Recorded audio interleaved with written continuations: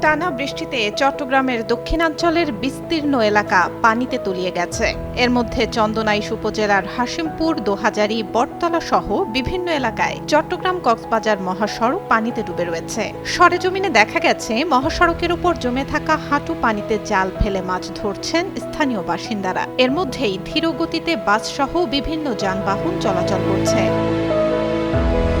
স্থানীয়রা জানায়, টানা বৃষ্টিতে আশেপাশের খাল-বিল উপচে পানি মহাসড়কে উঠে এসেছে। এতে দূরপাল্লার যাত্রীসহ চরম ভোগান্তিতে পড়েছেন স্থানীয়রা। দ্রুত পানি না নামলে দুর্ভোগ আরও বাড়তে পারে বলে আশঙ্কা করছেন তারা।